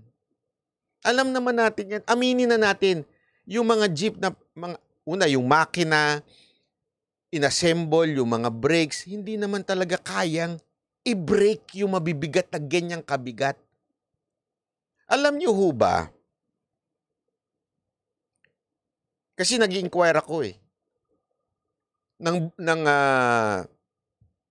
nag-test drive na rin po ako ng isang bulletproof na sasakyan. Dahil sa bigat nun. Okay? Kailangan palitan ang shocks. Kailangan heavy duty para maging safe. Kailangan palitan ng brakes na heavy duty talaga. Kasi nga mabigat. Okay? How much more ang isang jeep na pambihira yung haba. Hindi na talaga siya proportion. Yung haba. Tapos tumatakbo ng brrrr, ang bilis-bilis. Kaya hindi nyo napapansin, ang daming disgrasyang nagaganap dyan sa Marcos Highway. Kasi nagkakarerahan po yan Bakit po? Feeling nila talagang pangkarera kasi malakas, maingay. Tapos maraming nadidisgrasya dyan. So anong ibig ko lang sabihin? Wala namang pong problema yung design na pinaglalaban nila. Okay, go! Di mag-design kayo ng safe. Ang punto dito, kaya ako for modernization. It is because I want the safety ng mananakay. It is very important ng mga sumasakay safety. Na kahit mabangga, which is possible, kaya nga disgrasya, hindi mo alam kung kailan, dapat safety ang mga nasa loob. Di ba? Very particular. Kasi tayo yung tipo ng mga, ang Pilipinas ganito Pag walang lumubog na barko, hindi magiging mahigpit ang Coast Guard. Tama, mali. Pag walang bus na hindi na disgrasya dahil sa nawala ng brake, hindi magiging mahigpit. Kaya nga, isipin nyo to, ultimong yung mga truck sa Pilipinas, ay pambihira. Minsan, parang, bakit nyo pa pinababiyahe to? Hindi na dapat pinababiyahe to. Hindi dahil anti-poor tayo. Hindi ganun yun. Anti-poor ka nga, pag pinabiyahe mo, ang sirain na. Bakit? Mamamatay dun yung mga poor. Sino ba sumasakay dyan? Yun na nga, ito kasi ang hindi maintindihan ng iba Feeling ng iba, porket gustong i-modernize, kasi pangmayaman, hindi ho ganun yun. Kaya gusto ipa-modernize para po sigurado ang safety ng mga mananakay. Di ba ho? Yun nga yung importante. Kaya kayo dyan, ng rally, you have 3 months. Okay? Pinalakpakan natin ng gobyerno, pinakinggan kayo ha? Pero in 3 months, ay mali, 3. Ay, mali. 3 months! Asikasuhin nyo na yan. It's about time. It's about time. Kaya nga ito pansin niyo, isa yan sa cause ng traffic. Bakit kanyo? Hindi kasi sila tumatabi. Mahirap kasi itabi. Ang hirap kasi hindi naman po yan power steering Kaya nga, pansin niyo, ginusto ba ng mga jeepney driver na humarang sa kalsada? Hindi. Mahirap lang talaga. Itabi. Itatabi mo. Ganyan sila mag-ikot Talaga naman mahirap Tapos, pag tabi mo, babalik mo na naman. Effort Di ba? Effort talaga So, anong ibig ko lang sabihin? Isa yan, kaya nagkakakos ng traffic. So, what do I mean? Dahil lang ba sa pagtabi sa traffic? Hindi. Kung nahirapan kang iliko na mabagal ka, mas mahirapan kang iliko pag mabilis ka. Tama, mali. Kasi, hindi mo matatansya. Madadalian ka ng ganyan, pero hindi mo matatansya. Kasi nga, hindi ho equip. At ang masama pa niyan, wala pa hong yan. Wala pang, hindi yan pinag-aralan na hanggang gaano lang ba ang haba. Di ba? Hindi ho pinag-aralan ng ganun. Minsan, yung iba pa-extend ng pa-haba ng haba, parang bus na. Kahit hindi na ma-equip yung makina para doon. Tapos magrereklamo tayo pag merong, Isang jeep nalaglag sa bangin.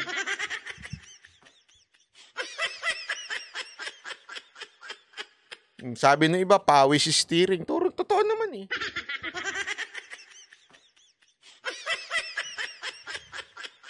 Okay po sila sa modernization, hindi po nila gusto yung consolidation. Kaya nga po, binigyan na nga. Wala naman pong problema. Kaya nga po, binigyan na ng 3 buwan.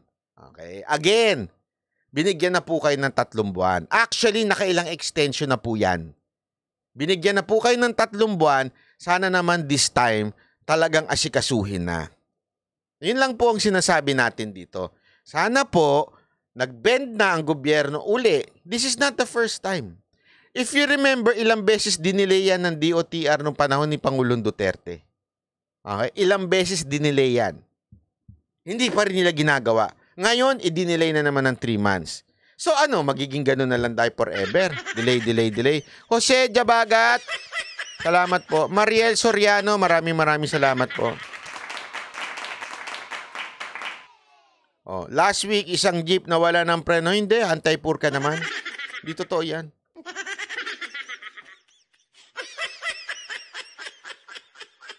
Ay, nako. Anyway, sana lang po, sabi nito, 4 years ago, I went home to Baguio City and to taxi can, as soon as I got into the buckle up, I looked for seatbelts, nowhere to be found. I asked the driver and said, non-existent. What? Mother Erker? Okay. And took taxi can as soon as I got. Parang mas malala English ito kaysa sa English ko. Joke lang po. Malamang nahirapan lang siya mag-type. Ay, nako. Okay? Kasi kahit naman ako di ba? Paulit-ulit ko naman sinasabi. Sana, suportahan ng gobyerno yung modernization. Anong ibig ko sabihin? Kasi tulad sa ibang bansa, yung mga, particular sa Japan, di ba? Yung trend doon, subsidized ng government. Although different companies, pero tinutulungan ng gobyerno. Sa akin nga, sana, tulungan ng gobyerno itong consolidation na ginagawa ng ito para sa mga jeep. Tulungan ng gobyerno, I don't know how they gonna do it, kaya nga sila nasa posisyon, sila mag-isip, wag tayo. Di ba? Tulungan nila. Instead of puro pang ayuda ang binibigay ninyo. Ito ang tamang ayuda. Tulungan ninyo yung mga ano natin. Kasi tanggalin nyo yung sigwadi. Sigwadi sa isa sa pampagulo dyan. Ay, next. Ito. Alam nyo kung bakit ko nasabing posible? Bakit ko nasasabing, kailan tayo gagapang? Kailan tayo gagalaw? Kasi posible. Bakit? Ito, posible, oh. Posible. Pwede naman pala, Pwede naman palang ayusin ng mga bagay-bagay, Oh. Sino ba naman na mag-aakalain na dito pala sa Tondo ay pwedeng magkaroon ng isang dekalidad, world class. Di ba pwede? Posible. Tama, mali. Di ba? Posible naman po pala. Pagandayan ng isang bagay at hindi ibig sabihin anti-poor na. Siyempre, pag magaling ang pinuno, talagang maposible mga bagay-bagay. Tama, mali? Na pampubliko paaralan. Ito po ay bunga ng isang... 10 story! Namututsa yan. Naalala ko yung Claret School of Quezon City. Diliman. Huwag naman ang ganun. Wala na comparison. Hindi, joke lang. Pero sinasabi ko lang, yung Claret School na makapangal lang mga na matrikula doon. 5 floor lang yun Actually, 3 lang nga yun. Dinagdagan ng 2 kaya nung nagka-earthquake dati medyo 1 buwan kaming walang pasok nun Pero ewan ko ngayon kung anong ilang floor na. Eto, 10 story. Elementary school. Tingnan nyo kung gaano kaganda. Ang pangarap ng isang batang Almario. Isang batang Maynila. Of course, sa katauhan ni Yorme Isko Moreno Dumagoso. Ayo! Palakpakan! Ayaw nyo yan eh. Kayong may kasalanan. Ayaw nyo eh. Kung sana yan ang pinili nyo. Isipin nyo, 3 taon lang to ha. Ospital ng Maynila. Yung condominium. Tapos ito, eskwelahan. Persk. Hayop ka kasi, Yorme. Huwag mo masyadong galingan. Napapaya yung iba eh. Huwag ka na yan! Napapaya yung iba eh.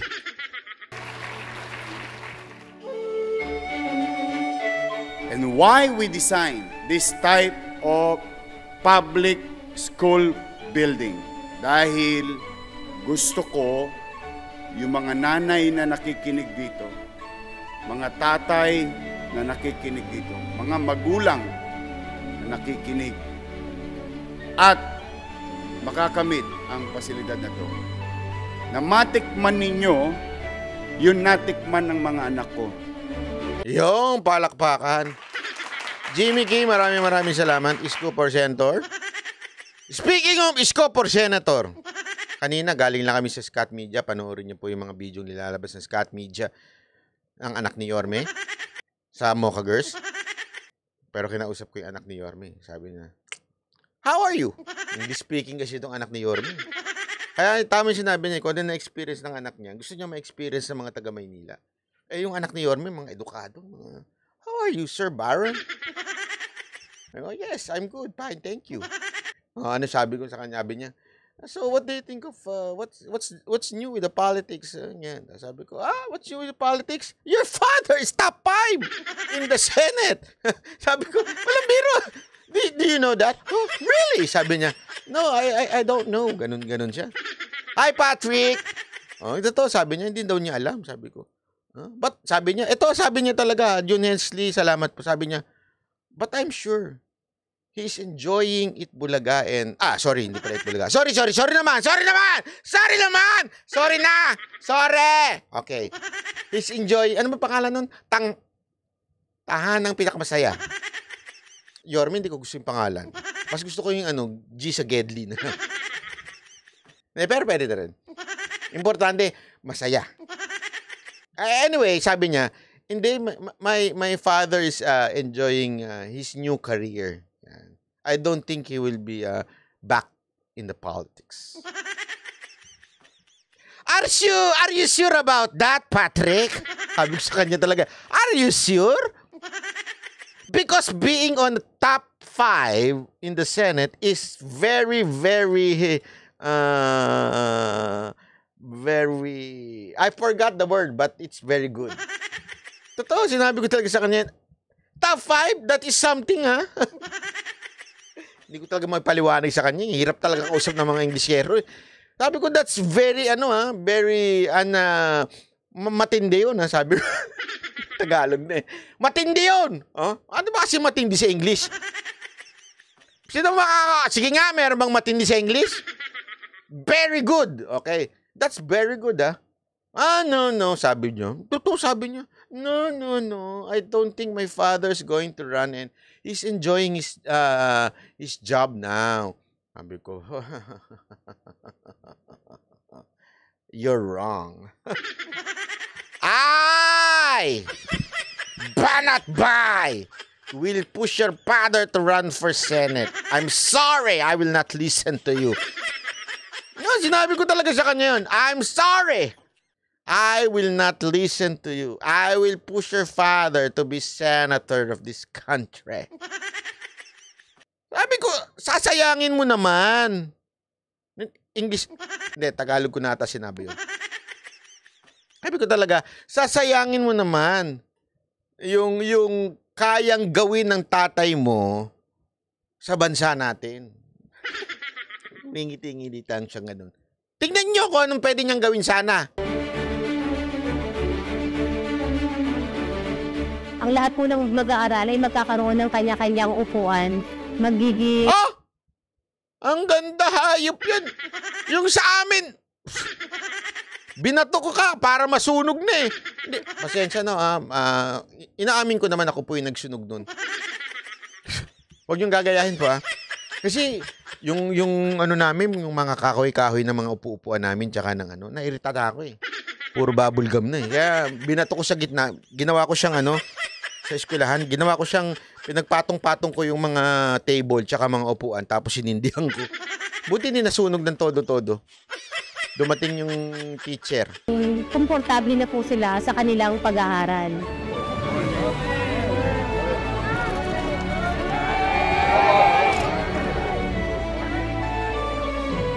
Ganda! May basketball court pa!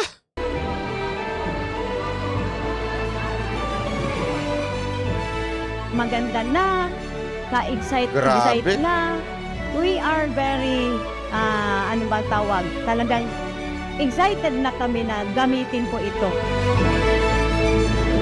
Ang building na ito ay isang pangarap lamang. Palakpakan. Isang drawing lamang. Ano po.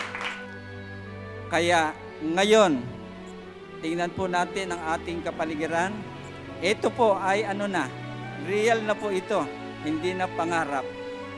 Pangarap na nagkaroon na ng katuparan.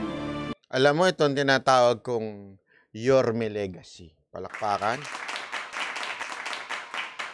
Pero sana hindi lang maging Yorme Legacy ito. Sana maging ano, kasi pag sinabi mo legacy na, parang tapos na, ending na.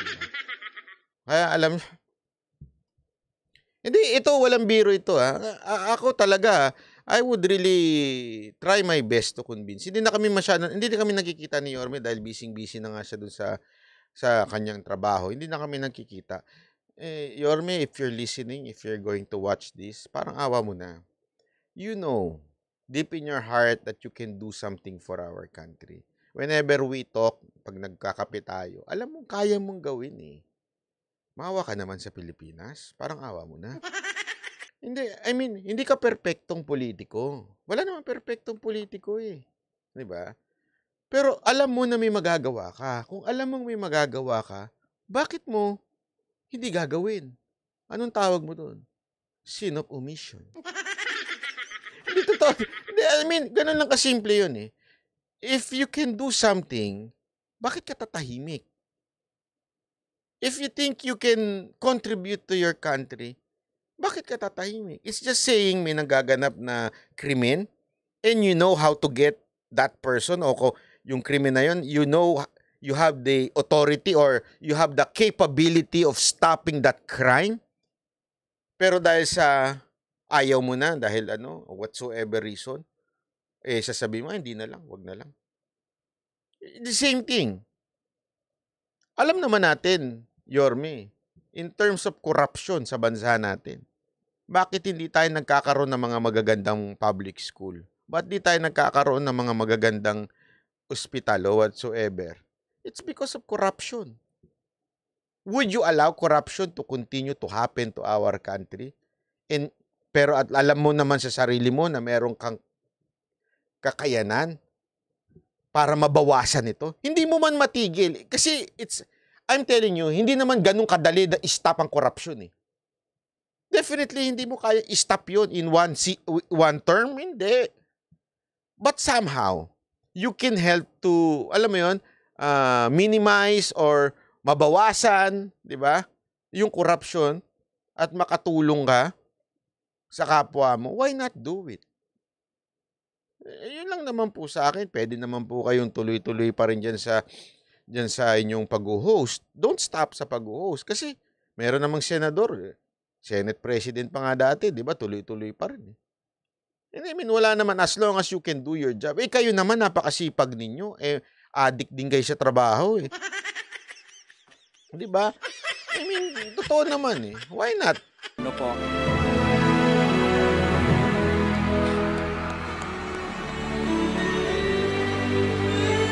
Kami sobrang nagpapasalamat at galak na galak at very excited dito sa new building na ito.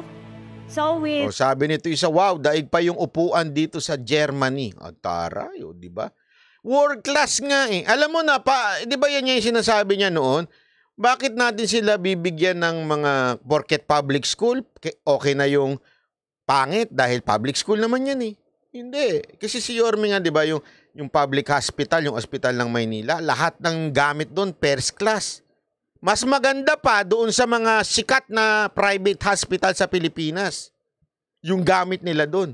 Kasi nga, ibig bang sabihin ng public hospital, hindi na importante ang buhay ng tao? Dahil public lang, libre lang, hindi ganun yun. Our Honorable Mayor Hani Lacuna na sinusupport niya yung mga dreams din ni Yorme.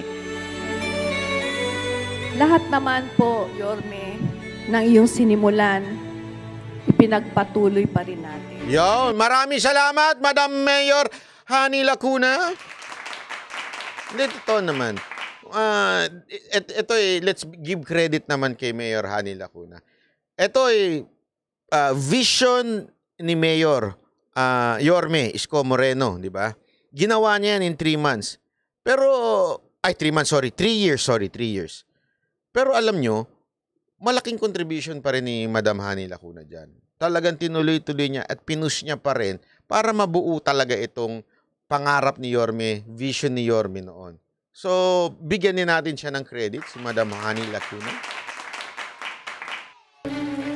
Nagpapasalamat ako sa ating Panginoon higit sa lahat. Amen! Na sa mga pagkakataon na ito ay nararanasan at Ang laki ng table, oh! Hindi totoo. Kasi naalala ko yung table namin sa Claret School, eh. Ang liit. Nasa na. Naming mga guro, lalo na ng aming mga mag-aaral, ang bunga ng pagpapagal ng aming butihing dating Mayor Isko Moreno. Palakpakan! Nakapagpalaki kayo, nakapagpatapos kayo ng isang Isko Moreno Dumagoso na marunong tumanaw ng utang na loob. Galing! Sa mga naging pangalawang magulang niya sa labas at sa komunidad na nakapaligid dito sa Alma. Galing naman! Parang gusto ko rin ganun, ah. Nakapagtapos ka. Ay, hindi ka pala nagtapos. Huwag kang magmagaling banat ba? Hindi ka nagtapos. Ang nagmulat kay Yorme upang magpursige ng gusto. Oy! Si Model sa Manila! Kala ko ba nagkabilang bakod ka na? Hindi, joke lang. Joke lang, Mark. Lumaban sa buhay. Magkaroon ng determinasyon. Upang yan o, sabi ni Garski, proud ako na binoto ko si Isko. Yan yung mga masarap, di ba? Yung pakiramdam na, sana ko ito binoto ni natin lahat. Eh. Hindi tayo nagpadala sa kay Andrew. Although maganda yung song ni Andrew, ya.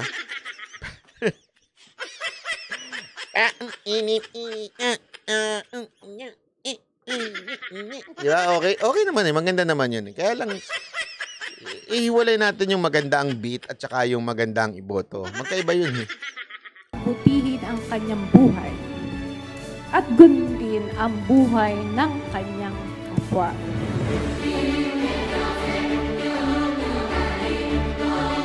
Ganda naman yan!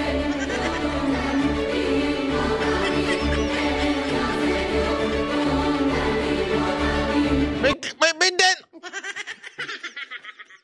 Si Mickey, maraming salamat. Ayoko po. Ayoko po maging congressman. Sorry po pasensya na. Yun yung hindi ako congressman, pinakikialaman yung bakasyon ko eh. Public official ba kaya? Patunayan natin, di lang sa Tondo, di lang sa Maynila, kundi sa buong bansa na ang Tondo ay pandayan ng husay at talino. Yun! Ayan, palakpakan.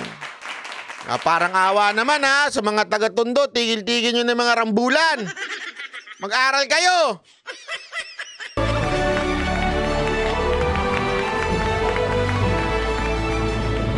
For the first time in the entire country. Masarap mag-aral siguro pag ganyang maganda eskwelahan, no? Di ba yung maluwag? Ngayon lang nagkaroon ng public school na ganito kaganda. Grabe. And it is only in Manila. Yun! Salamat po. Yorme Isko. Alam mo, iba. Iba talaga, iba. Ewan ko na lang kung meron ka pang ano, sasabihin mo na naman. Hindi, kasi ano kayo sasabihin na naman ng mga budol ng lipunan dito. Isisiraan na naman. Hindi, kasi tandaan ninyo ha, yung sinasabi nilang divisoria, binenta, divisoria, ano ba mas importante? Yung building na para mag-mall ang tao, o para yung mga ganito, pati yung ospital na diniscuss din natin noon. Di ba? Ang laking bagay eh. Ano ba mas mahalaga? Oh. Although, wala nga sa katotohanan yung mga pinagsasabi nila tungkol dun eh. Ito nga eh, sabi ko nga, sus, pambira, mayor pa lang ho ito. Mayor pa lang ho ito, nagagawa na yung ganito. 3 taon pa lamang po ito. Dahil hindi ka nagtipid sa iyong mga pangarap. Palakpakan. Hoy! Sandali! Favorite ko yun. Comfort room. Yun! Gusto ko yung ganyang comfort room. Yung comfort room namin sa eskwelahan namin. Parang kita na yung legs mo eh. Bintuhod mo eh. Pag tumae ka eh. Kaya ayokong tumae dun eh. Hindi totoo, walang biro ah. Ganun yung comfort room namin sa eskwelahan. Kaya may trauma ako dun eh. Wasak. Walang lock. Private school yun. Sorry hindi ko sinisiraan yung eskwelahan ko. Pero totoo eh. Sira yung lock. Kita tuhod mo pagka tumae ka. At least dito, may lock. Sagad sa baba. So, ibig sabihin, hindi malalaman kung sino yung tumatae. Pagbalik mo sa classroom, tumais ka, Byron! Tumae ka, Byron! Di ba? Walang ganun. Bubulihin ka pagka tumae ka, di ba? Sa mga elementary at saka mga high school. At least dito, walang masasabi. Hindi nila alam. Kasi talagang sisilipin pa nila yung sapatos. Ilalim nila ng sapatos makikita dyan. O, tama, mali? Oy, may elevation pa! Elevator. Hindi, elevator, may elevator. Pambira, may elevator. Sa bagay, 10th floor nga naman. Kung walang elevator niya, kawawa ka. Pero isipin nyo, may elevator ha. Kasi sa amin, yung P-floor namin, wala, hagdan lang. Kaya yung teacher naming matanda. Hindi, ito hindi ko ito nagbibiro ah. Wala na ho ata siya ngayon kasi sobrang tanda na niya nung time ko. Sobrang tanda niya. Kunwari, ang klase niya 10 o'clock, darating siya ng classroom mga 10:20 na. Walang biro. Kasi ilakad niya talagang, gano'n na, dahan-dahan na. Yung pagka mapalingit lang ng, yung gulati mo lang, ay, malalaglag. Pag ginulat mo, patay. Buti talaga walang ganong bully sa amin na hindi ganong kabully yung tipong gugulatin siya. Kasi talagang ganun na Isipin mo yun. 5 floor yung kasi ang pinaka mataas, yun yung mga 4th year high school at saka yung grade 7 nasa dalawang building yun elementary and high school. Pag pinakataas ka, grade 7 at saka 4th year. Kaya bago makaakyat yung teacher, wala na. Sira na ang tuhod.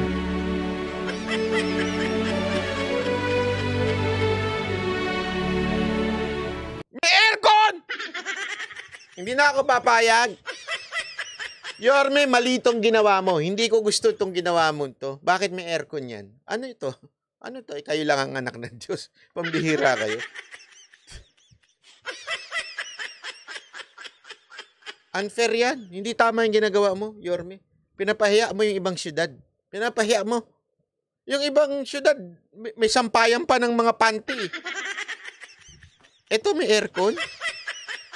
Hindi naman tama ho ito, sir. Ito pang pangmamalit na sa ibang syudad to. Tigil nyo yan, sir. Hindi maganda yan. Ang pagsasaluhan ng pamilya, ang titirahan, tahanan ng pamilya, ang magandang edukasyon para sa pamilya. Ang ganda ng auditorium mo. Yung auditorium namin, patag! Ano sa'yo ng patag? Ang haba-haba, patag. Ang dilim-dilim.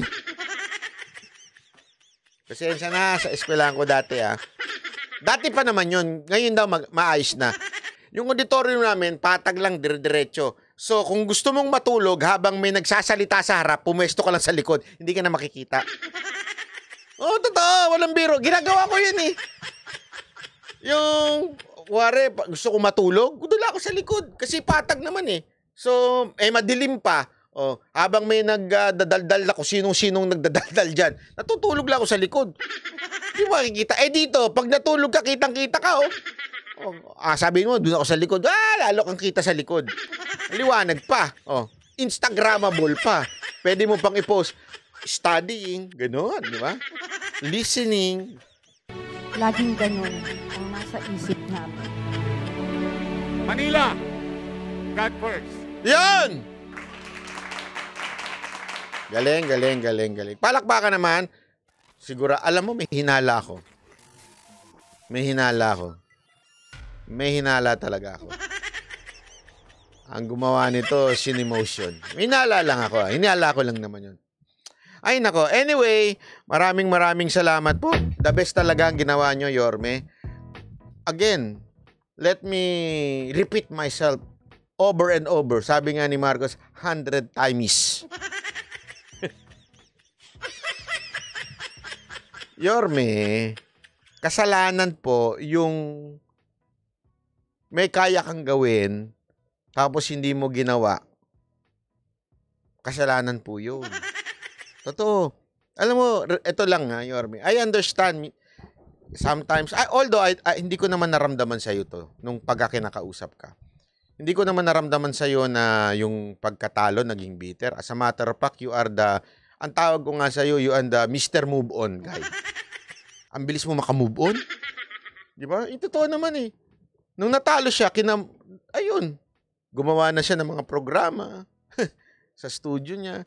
Tapos, na ngayon, ang saya-saya mo bilang host, nakamubong ka kagad eh. Pero, Yorme, lagi mong tatandaan to. Let me tell you this. I hope you listen. Eto, ang isda, kahit ibato mo yan sa langit, hindi lilipad yan.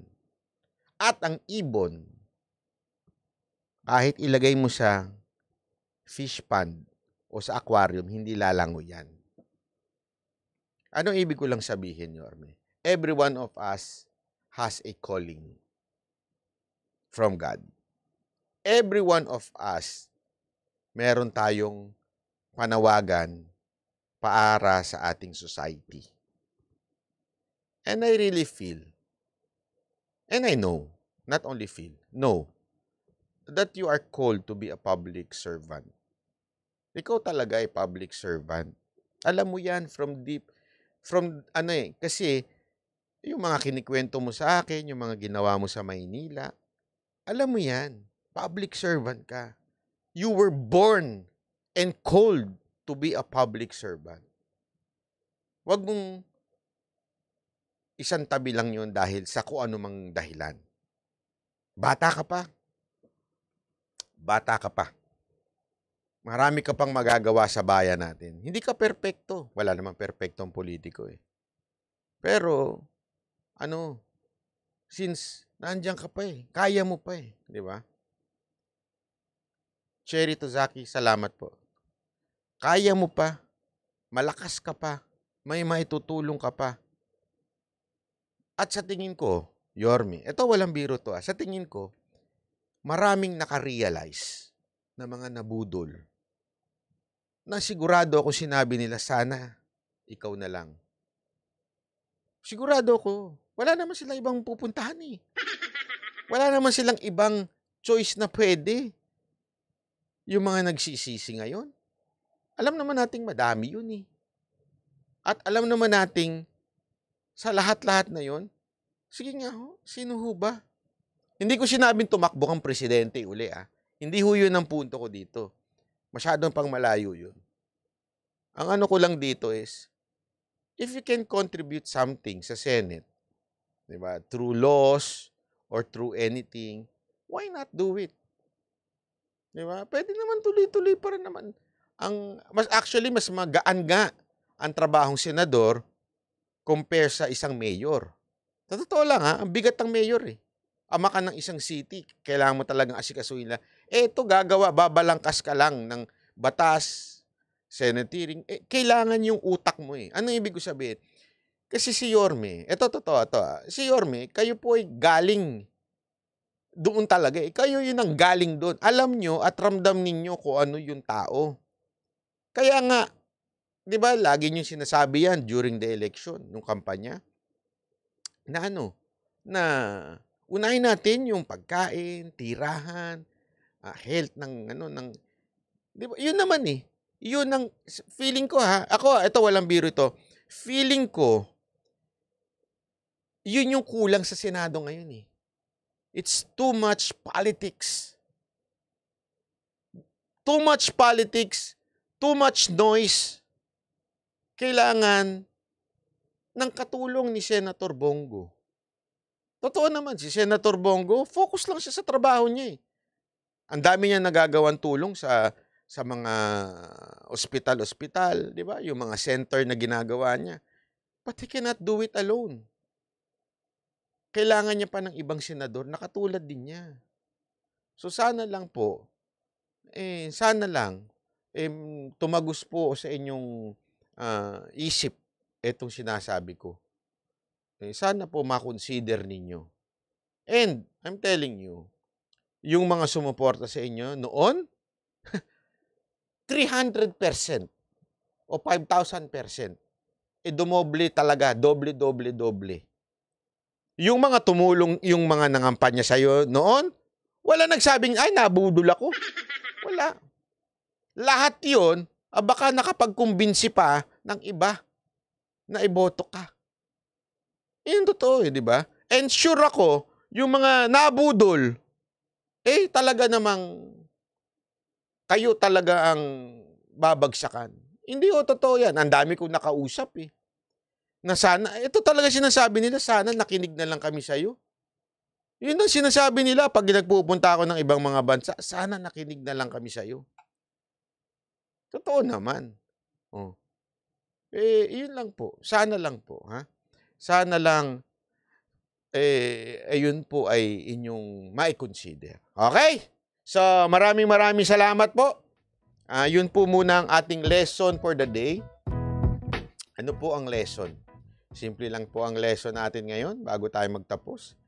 Lahat po tayo we have been called for a purpose in life. Meron tayong purpose. Hindi ka nag-exist, hindi ka pinanganak, at higit sa lahat, hindi ka ginawa ng Diyos para mamatay lang. Kasi kung ikaw ay sinilang ng walang purpose para mamatay lang, matagal ka ng patay. Dito to, very basic to. Think of this. Bakit ka pa nabubuhay? Are you fulfilling your call? Gagawa mo ba yung panawagan mo? Kasi remember, there's no such thing as gamit na walang purpose. Ano ibig ko sabihin? Halimbawa, ito, SD card. Alam naman, ginawa ko lang to nang walang purpose. Kunwari, ako yung nag-invento nito. Hindi po, di ba? May purpose ito para ilagay sa camera. Di ba? Para makapag-store ng video. May purpose.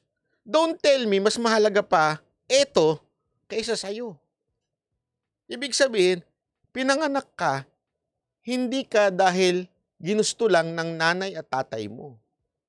Remember, nanay at tatay mo, they can build you physically. But don't ever forget yung miracle ng Genesis. Ano ho yun? Yung hininga ng Panginoon ay hininga niya kay Adan. Kaya huminga si Adan. Nagsimulang mabuhay si Adan.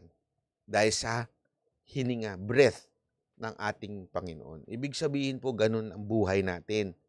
Bawat isa sa atin, hindi lang ho basta sinilang dahil nagmahala ng nanay tatay nyo. Hindi lang ho ganun yun. May dahilan kung bakit ka nabubuhay. God has a purpose for you. Seek that purpose. Yun lamang po. Maraming salamat. God bless everyone. See you again tomorrow. Bye-bye po. God bless.